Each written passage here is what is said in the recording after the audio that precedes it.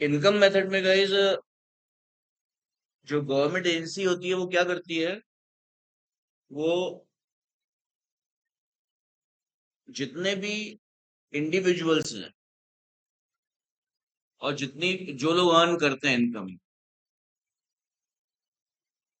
और जितनी भी प्रोड्यूसिंग फर्म्स हैं उनसे जाके उनका साल भर की इनकम पूछती है।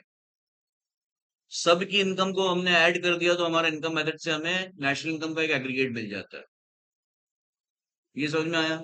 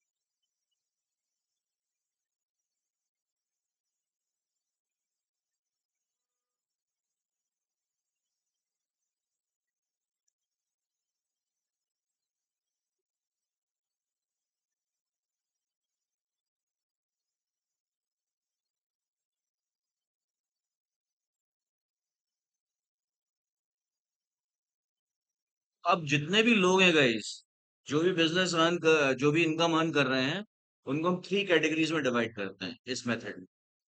एक वो जो एम्प्लॉयड है, जो किसी के यहाँ काम कर रहे हैं, किसी प्रोड्यूसर के यहाँ काम कर रहे हैं। दूसरे वो जो किसी से काम करवा रहे हैं, मतलब प्रोड्यूसर्स या बिजनेस फर्म्स। वो अकेले मिलके सारा प्रोडक्शन का काम नहीं कर सकते, इसलिए वो दूसरों की हेल्प लेके प्रोडक्शन करते हैं। And they are actually producers और एम्प्लॉयर्स। एक थर्ड कैटेगरी भी है, जो ना किसी के लिए काम करती है, ना किसी के अंडर में काम करती है, ना किसी और से काम करवाती है, वो खुद ही काम करती है। उसको हम कहते हैं सेल्फ एम्प्लॉयड। राइट? वो होते हैं प्रोफेशनल्स, जैसे टीचर्स, जैसे मैं हूँ, डॉक्टर्स, एडवोकेट्स। राइट? ये यूजुअली मेन जो सर्विस ये खुद ही देते हैं। मेन काम ये खुद करते हैं। इनके हो सकता है स्टाफ हो, पर मेन जो काम है, जो कस्टमर को सर्विस देना, ये खुद करेंगे, स्टाफ के थ्रू नहीं करवा। They are called self employed. ये समझ में आया?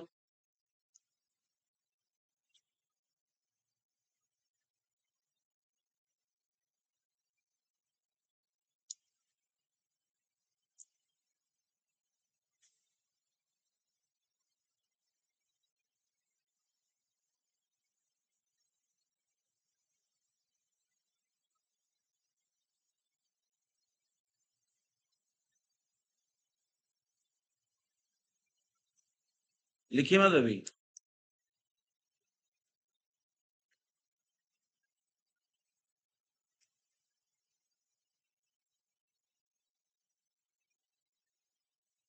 तो ये जो इनकम अर्नर्स हैं, तीन ग्रुप में हैं। ये इनकम अर्नर्स और इनकी रेस्पेक्टिव इनकम, ये हम नीचे भी देख रहे हैं।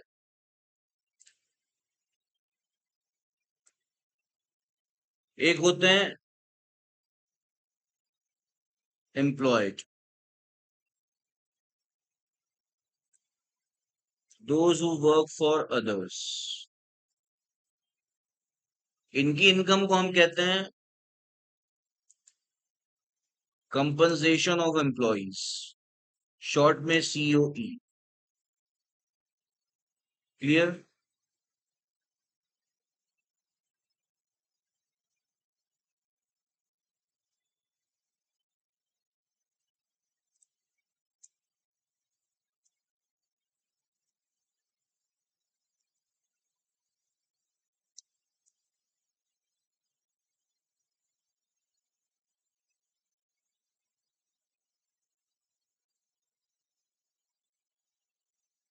दूसरे हो गए सेल्फ एम्प्लॉयड,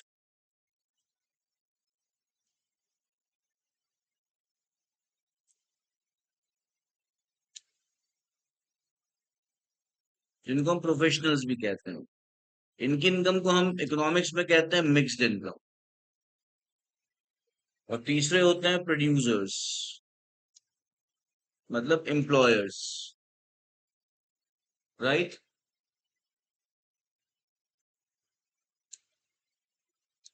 इनकी इनकम हम कहते हैं ऑपरेटिंग सरप्लस, कि उनको बिजनेस ऑपरेशन से कितना सरप्लस जनरेट हुआ, मतलब income minus expense, right.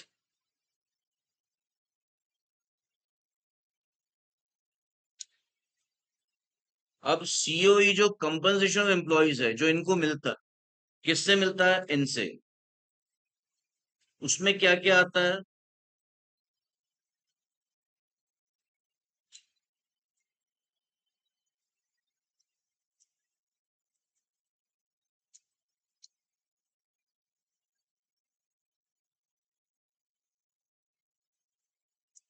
Salaries and wages, bonus,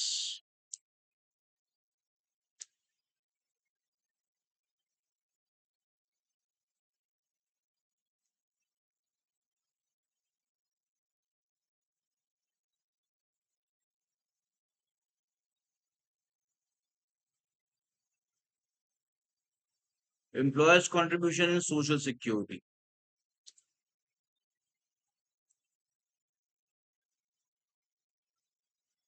like provident fund,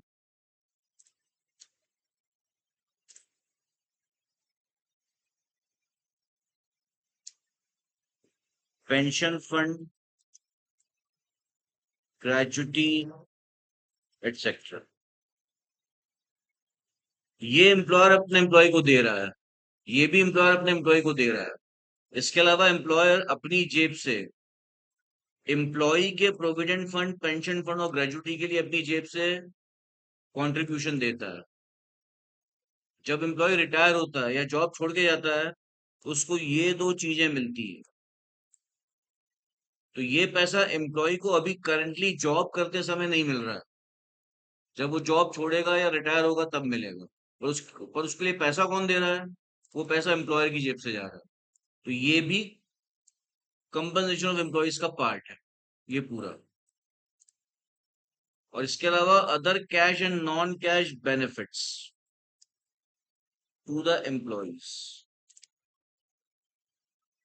तो एक, दो, तीन और ये चार चीजें आती हैं इसमें।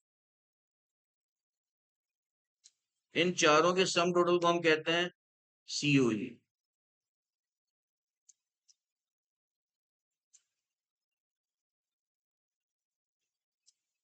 ये आया समझ में आप लोगों को? एम्प्लॉयज के लिए। पर ये उनकी कमाई से बजाय ज्यादा इंपॉर्टेंट है कि एम्प्लॉयर की जेब से कितना जा रहा है, वो ये है, राइट।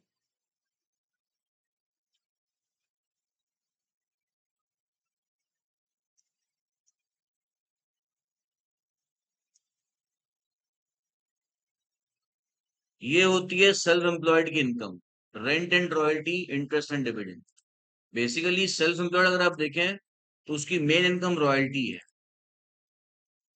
वो जो वो जो उसको जो नॉलेज है, जो स्किल्स है उसके पास, उसके यूज के बदले में हर कस्टमर से वो एक रॉयल्टी चार्ज कर रहा है, एक पर्टिकुलर फीस चार्ज कर रहा है, जिसको हम इकोनॉमिक्स में रॉयल्टी कहते हैं। ये समझ में आया? जैसे जब एक ऑथर बुक लिखता है किसी पब्लिशर के लिए, तो ऑथर जो है पब्लिशर से वन टाइम स्टार्टिंग में फीस के अलावा ये भी लेता है कि जितनी भी आपकी कॉपीज बुकेगी बुक की, उसका एक फिक्स्ड अमाउंट मुझे चाहिए, let's say 50 rupees per book. Book मान लीजिए पब्लिशर बेच रहा है मार्केट में 600 रुपए की, राइट। राइट, ऑथर ने पहले पब्लिशर से ले लिए 5 लाख रुपए, और इसके अलावा ये भी बोल रहा है कि जितनी बुक बिकेगी हर बुक का 50 रुपए चाहिए हमें, वो रॉयल्टी है। वो अपने हर नॉलेज के सेल के बदले में पैसे चाहता है। तो प्रोफेशनल लोग यही करते हैं, एक बार नॉलेज गेन कर लिया, चाहे वो डॉक्टर हो, चाहे टीचर हो, चाहे आपका आर्किटेक्ट हो, चाहे इंटीरियर डिजाइनर हो, राइट, चाहे आपका एक वकील हो, राइट। बहुत सारे स्पोर्ट्स पर्सन तो वो भी इनको भी करते हैं, मिलती है। तो वो भी इसमें आर्टिस्ट, सिंगर्स, स्पोर्ट्स पर्सन, उन सबको भी रॉयल्टी मिलती है। सेल्फ हाँ राइट, वो भी सेल्फ एम्प्लॉयड।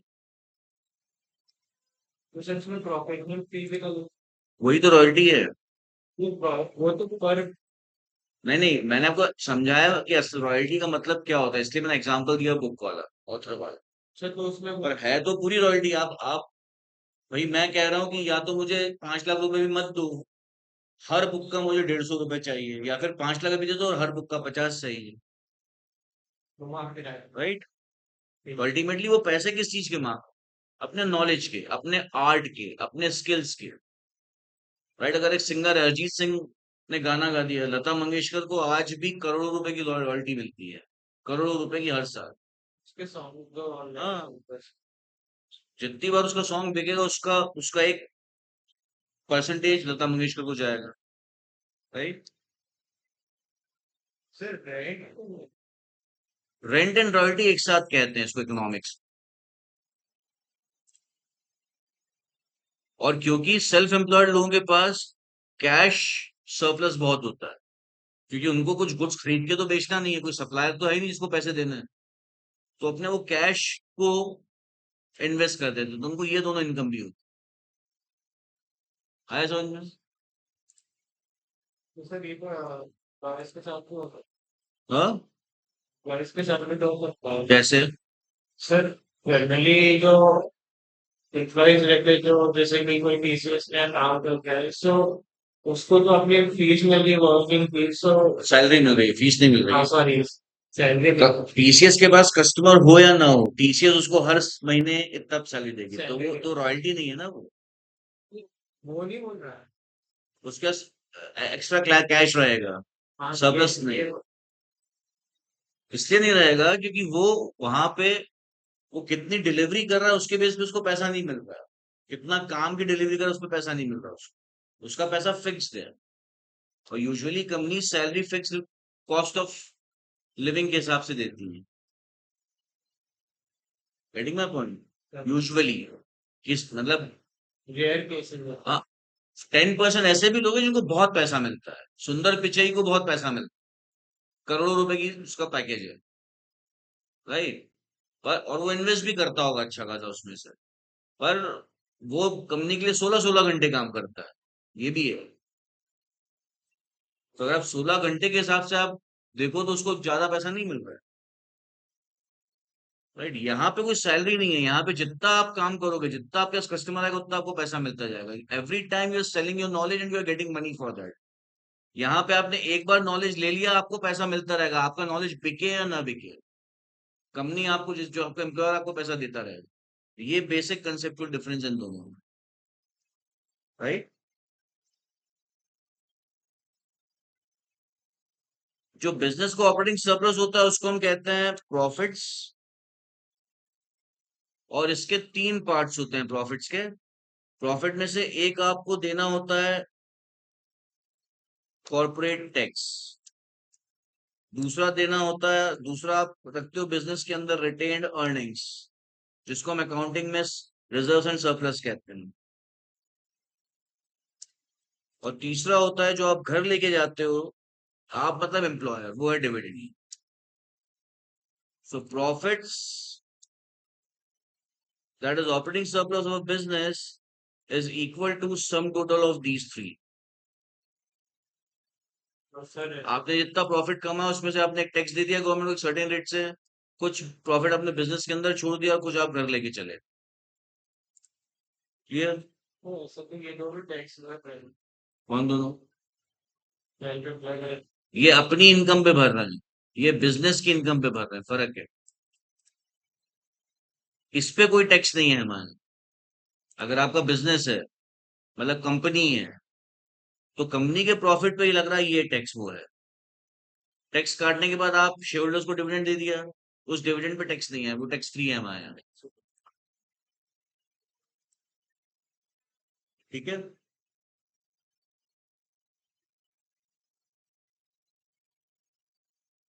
सर इसमें इंटरेस्ट और डिविडेंड को ये इसमें ये बिजनेस मैन की बात करें कि बिजनेस की बात करें। बिजनेसमैन या बिजनेस एक ही बात कर रहे हैं आप? जिसका भी बिजनेस है। इसको भी तो फिर इन्वेस्टमेंट वाले और जो ये होते हैं ना सब वो इन्वेस्टमेंट इंटरेस्ट डिविडेंड क्या होता है? एज के सर हाँ? इंटरेस्ट एज के क्या? इंटरेस्ट एज डिविडेंड ये क्या होता है? इंटरेस्ट एज डिविडेंड मतलब? मतलब वो इसको जो amount इंटरेस्ट ऑन कैपिटल को बिजनेस का खर्चा माना ही नहीं जाता, नहीं माना जाता। तो हम यहाँ पे अगर मान लिया आपकी पार्टनरशिप फर्म है, तो आपका जो प्रॉफिट हुआ फर्म का, जो P&L में दिख रहा है वो ये है। अब उसके बाद आपने किया उससे कोई मतलब नहीं। जो आप P&L अप्रोप्रिएशन बनाते हो, गवर्नमेंट को उससे कोई लेना देना नहीं। गवर्नमेंट को तो प्रॉफिट पे टैक्स मिल गया। मेरे को सिर्फ इसको मतलब समझ नहीं आ रहा हुआ क्योंकि इसमें अपन सर बिजनेस के उससे मतलब दे रहे उसमें अपन सर उसके फर्स्ट क्राइटेरिया सर हाँ? इसमें सर उसके वो मतलब वो अमाउंट जो उसने कमाया सर उस पे उसने मत- बिजनेस ने जो आपके बिजनेस में प्रॉफिट कमाया, वो है ये। That's it. और इसके ये कैसे बना, इन तीनों से मिलके बना। तो इनकी इनकम क्या है, ये है। इनकी इनकम ये नहीं है। प्रोड्यूसर्स की इनकम है ऑपरेटिंग सरप्लस, मतलब प्रॉफिट्स। That's it. तो सर मेरे को उनका इनकम वजह से इंटरेस्ट एज कहाँ लिखा है मैंने? इंटरेस्ट एंड डिविडेंड लिखा है। हाँ। सॉरी क्या हो गया थोड़ा पेपर सोचना, बाद में फिर पूछना मुझे, ठीक है? ये कंफ्यूज हो रहा हाँ। हूँ टीमा में उससे रिलेट नहीं कर पा रहा हूँ तो पहले पहले मतलब रिलेट करके फिर आप क्वेश्चन पूछ पाओगे ना।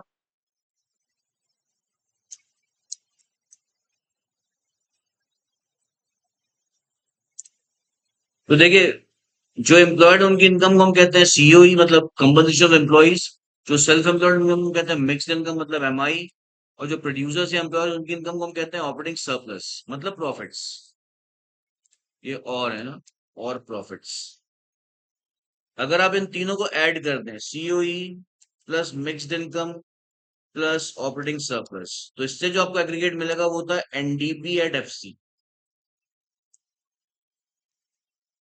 एनडीपी क्यों? क्योंकि यहाँ पे डेप्रिसिएशन कहीं पे भी नहीं है। डेप्रिसिएशन इंक्लूडेड नहीं है। ये जो अमाउंट आ रहा है डेप्रिसिएशन के बाद आ रहा है। क्लियर? डोमेस्टिक इसलिए कि अभी हमने इसमें एनएफआई ऐड नहीं किया। एफसी इसलिए क्योंकि यहाँ पे इनडायरेक्ट टैक्सेस कहीं भी इंक्लूडेड नहीं है। तो इसलिए यहाँ से जो एग्रीगेट आपको ओरिजिनली मिलता है वो है एनडीपी एट एफसी।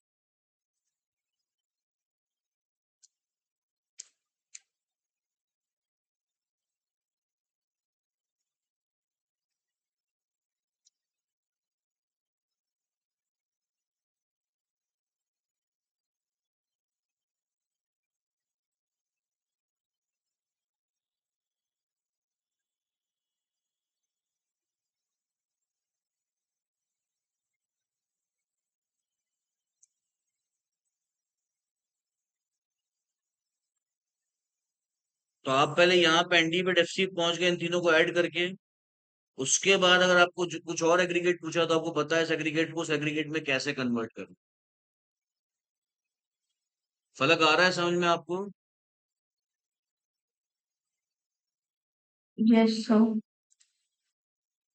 राइट, लिखिएगा जितना यहाँ से।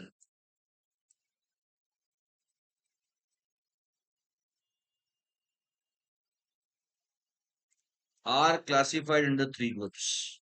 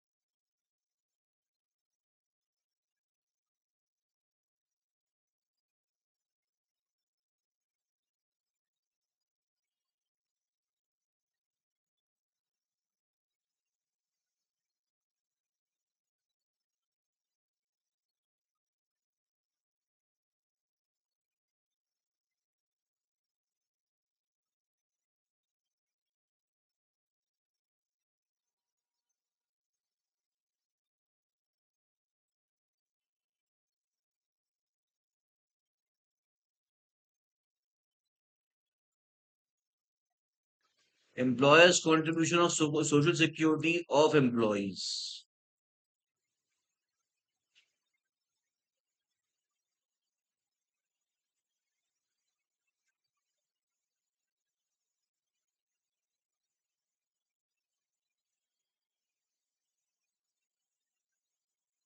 सोशल सिक्योरिटी का मतलब है कि जब एम्प्लॉय ओल्ड एज हो जाएगा, कमा नहीं पाएगा, तब वो अपना कैसे काम, अपना खर्चा कैसे चलाएगा, अपनी फैमिली कैसे ध्यान रखेगा, उसके लिए प्रोविडेंट फंड, पेंशन फंड और ग्रेजुइटी होता है। राइट।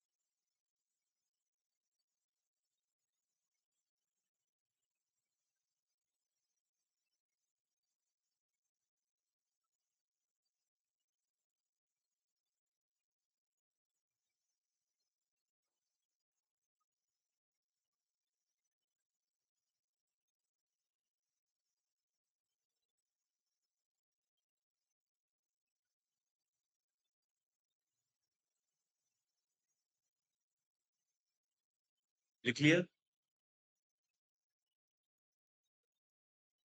फलक, you have noted down this, right? Yes, sir.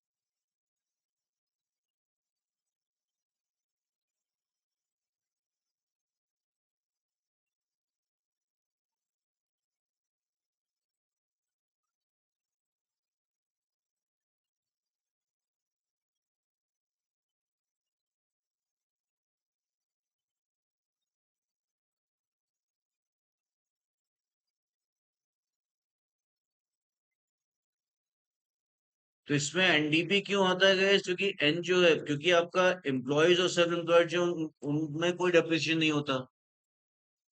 Right. और जो एम्प्लॉयर्स के प्रॉफिट्स हैं वो डेप्रिसिएशन लेस करने के बाद ही आए हैं, इसलिए ये एन है।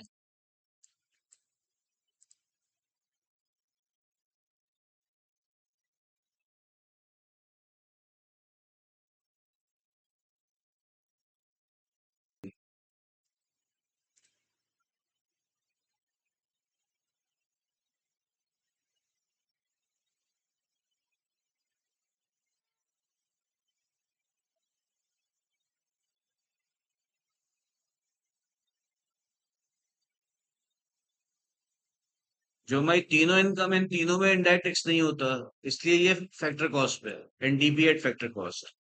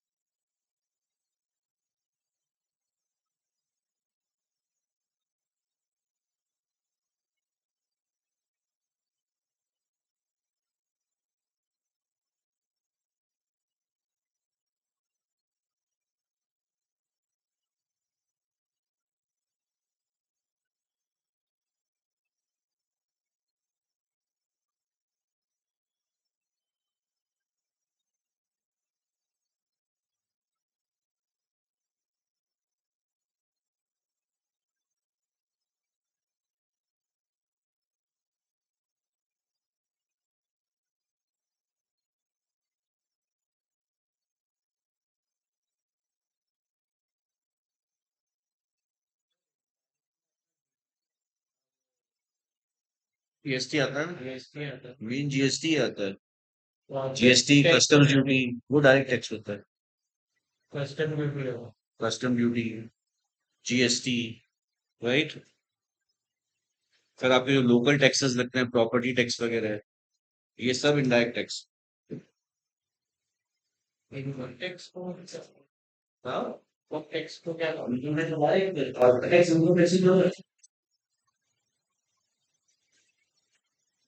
जब तो कॉर्पोरेट्स पे लगता है तो उसको कॉर्पोरेट टैक्स कहते हैं, जब इंडिविजुअल पे लगता है तो इनकम टैक्स कहते हैं, है एक ही चीज है। तो वो इनडायरेक्ट है। हाँ, इनडायरेक्ट ही कहलाता डायरेक्ट है वो, कॉर्पोरेट में। इनडायरेक्ट तो जीएसटी है। है। हाँ सॉरी डायरेक्ट। जिसने कमाया जब उससे ही गवर्नमेंट टैक्स लेती है तो उसको डायरेक्ट कहते हैं। जिसने कमाया उससे नहीं ले रही है, किसी और से ले रही है। वो इनडायरेक्ट। पर लगा किस पे रही है? जिसने कमाया। दे कौन रहा है? जो कंज्यूमर है बेसिक, वो इनडायरेक्ट। कंज्यूमर डायरेक्टली गवर्नमेंट को पे नहीं करता, वो प्रोड्यूसर को पे करता है, फिर प्रोड्यूसर्स गवर्नमेंट को जाके पे करती है, इसलिए हम उसको इनडायरेक्ट कहते हैं। आप लैपटॉप खरीदते हो तो आप जीएसटी के साथ खरीदते हो, वो जीएसटी किसका है? लैपटॉप बेचने वाले का या गवर्नमेंट का? गवर्नमेंट का है। पर आप गवर्नमेंट को नहीं पे कर रहे हो, आपने प्रोड्यूसर प्रोड्यूसर को प्राइस के साथ दे दिया है, वो फिर उसमें से गवर्नमेंट को जमा करेगा। पढ़ा तो था हमने क्लास 11 में जीएसटी, हाँ राइट। इसलिए वो इनडायरेक्ट।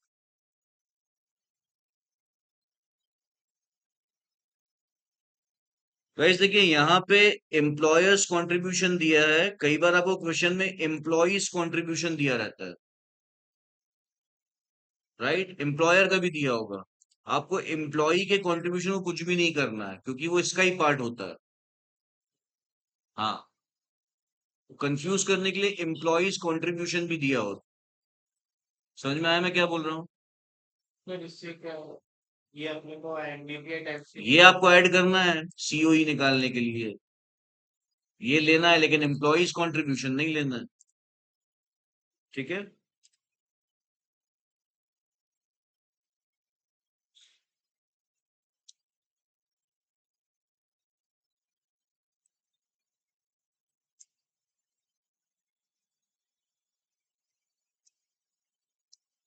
लिखिएगा इसे।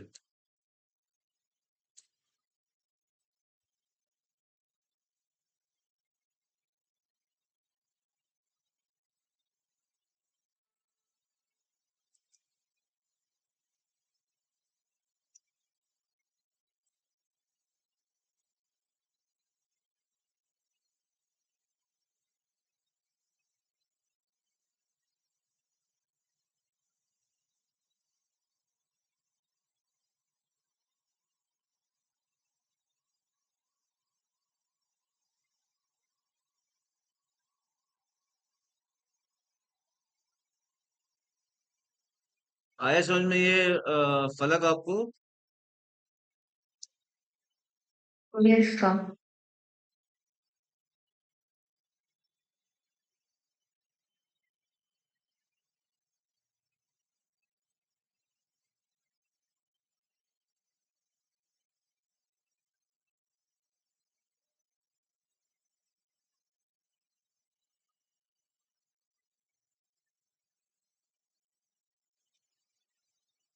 ये क्वेश्चन लिखना है आपको।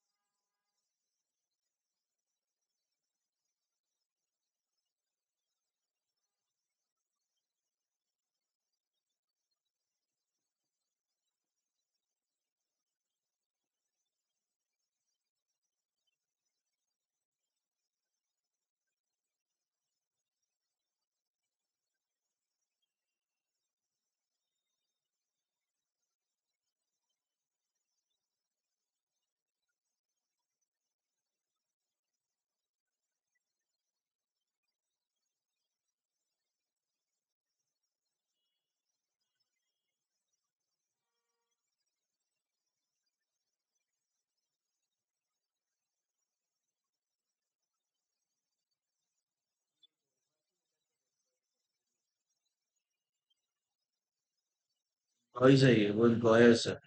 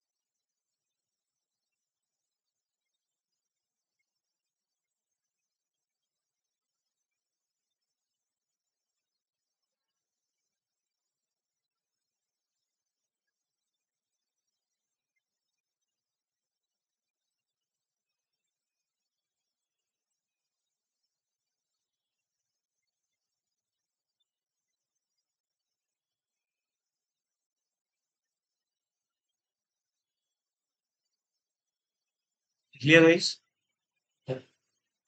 लिखो फटाफट।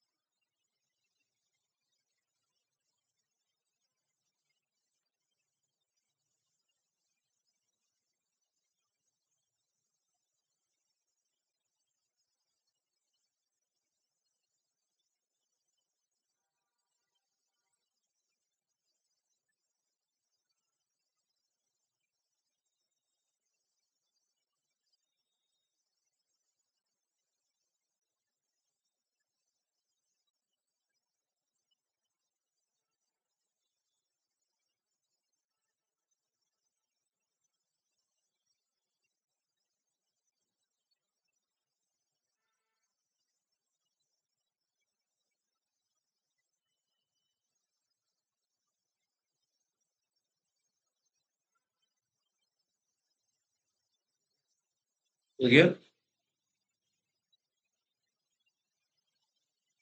फलक लिख लिया आपने ये? Yes, sir. तो देखिए, ऑपरेटिंग सरप्लस हम यहाँ पे कैसे निकालेंगे?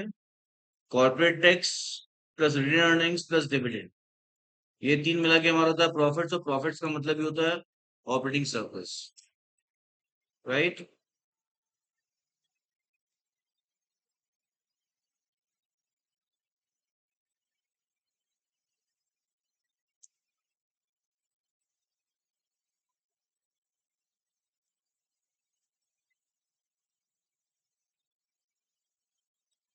डिविडेंड हमें दिया है 20 करोड़ का, कॉर्पोरेट टैक्स दिया है 30 करोड़ का, और रिटेन अर्निंग्स दिया है 70 करोड़। ये मिला के हो गया ₹120 करोड़, राइट? आपको डिविडेंड यहाँ दिया हुआ, आपको पता है इस डिविडेंड दो जगह आता है, यहाँ पे भी आता है और यहाँ पे भी आता है। आपको डिविडेंड को पहले यहाँ पे प्रायोरिटी देनी है। अगर आपको क्वेश्चन में डायरेक्टली ऑपरेटिंग सरप्लस नहीं दिया या डायरेक्टली प्रॉफिट्स नहीं दिया, कुछ क्वेश्चंस में डायरेक्टली आपको दिया रहेगा ऑपरेटिंग सरप्लस या प्रॉफिट्स, राइट? और उन क्वेश्चन में आपसे फिर ऑपरेटिंग सरप्लस निकालने के लिए नहीं पूछेंगे, क्योंकि वो तो ऑलरेडी दिया हुआ है। तो कुछ क्वेश्चन में आपको, उन क्वेश्चंस में जहां पे आपको ऑपरेटिंग सरप्लस डायरेक्टली दिया हुआ है और डिविडेंड भी दिया हुआ है, तो फिर उस केस में डिविडेंड को आपको मिक्स्ड इनकम का पार्ट मानना हो, क्योंकि यहाँ का तो ऑपरेटिंग सरप्लस दिया है जिसमें ऑलरेडी डिविडेंड इंक्लूडेड है। समझ में आ रहा है? लेकिन अगर आपको ऑपरेटिंग सरप्लस नहीं दिया, ये तीनों दिए हैं, तो फिर डिविडेंड को आपको ऑपरेटिंग सरप्लस का पार्ट मानना है, मिक्स्ड इनकम का पार्ट नहीं मानना। फिर मिक्स्ड इनकम का मतलब रेंट, रॉयल्टी और इंटरेस्ट होगा, क्या इनमें से जो भी दिया वो। क्लियर? फलक क्लियर है बात? Yes, sir.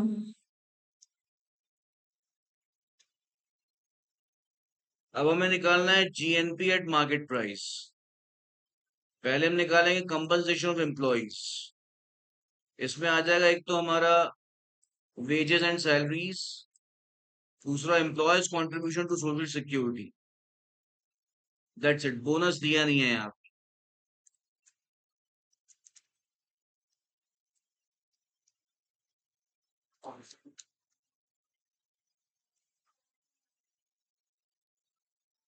सब्सिडी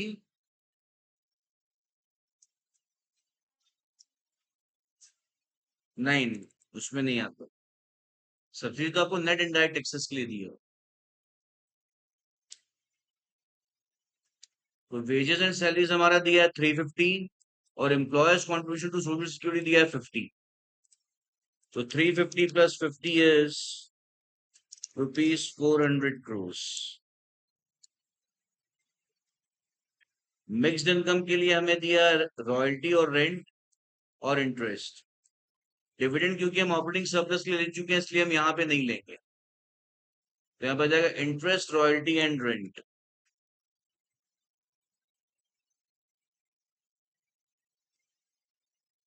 ये हो गया हमारा 150, 20 और 30।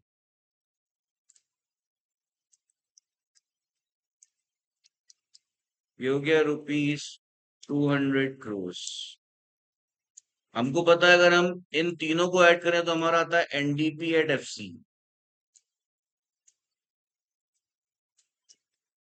तो हो जाएगा सीओई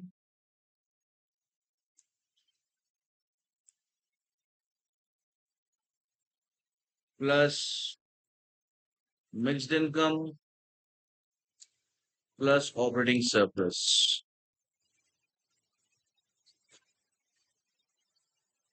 सीओई है हमारा 200, नहीं 400 crores। मिक्स्ड इनकम है 200 crores और वो है 120 crores। ये मिला के हो गया रुपीज 720 crores। हमको निकालना है जीडीपी एट एमपी। कहां से? एनडीपी एट एफसी से, राइट। तो इस एन को जी में कन्वर्ट करने के लिए क्या करेंगे हम? तो क्या करेंगे? ऐड करेंगे, करेक्ट। क्योंकि इसमें डेप्रिसिएशन इंक्लूडेड नहीं है तो हम यहाँ पे डेप्रिसिएशन ऐड कर देंगे। इस डी को, डोमेस्टिक को, नहीं ये तो डी ही है। नहीं वो नेशनल पूछा है हमसे, गाइस सॉरी। हमसे पूछा है gross national product at market price. तो इस डी को, मतलब डोमेस्टिक को नेशनल में कन्वर्ट करने के लिए क्या करेंगे? क्या करेंगे इसको? ऐड करेंगे, NFIA। और फैक्टर कॉस्ट को मार्केट प्राइस में कन्वर्ट करने के लिए क्या करेंगे? नेट इनडायरेक्ट टैक्सेस को ऐड करेंगे, करेक्ट। हमने निकाला NDP at FC 720 crores plus depreciation है हमारा 30 crores प्लस NFIA है -10। सो प्लस 30 प्लस -10 और नेट इनडायरेक्ट टैक्सेस होता है इनडायरेक्ट टैक्सेस माइनस सब्सिडीज। सो 90 - 30।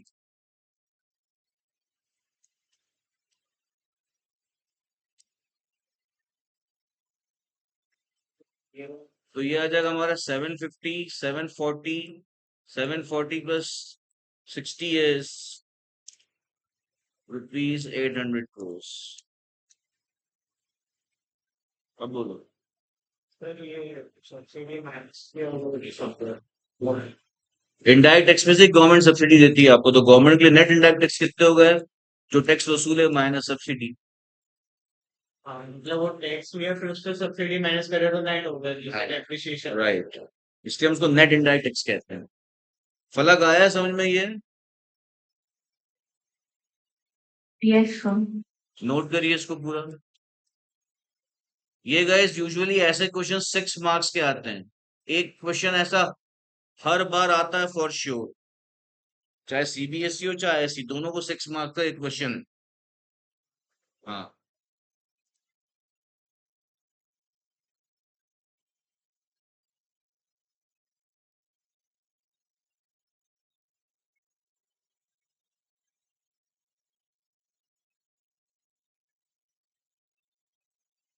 आईडी कितने मार्क्स करते हैं? फटाफट लिखो। आज कुछ जरूरी बात भी करनी है आपको।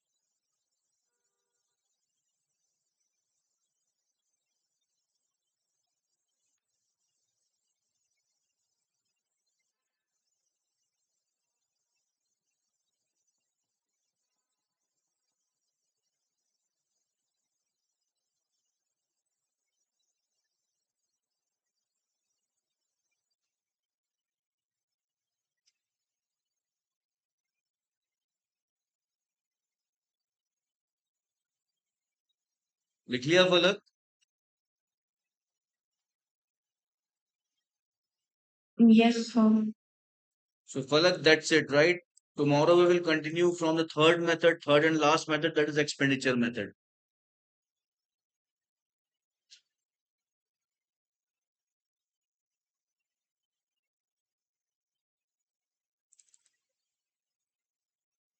I am ending the meeting, Falak, right?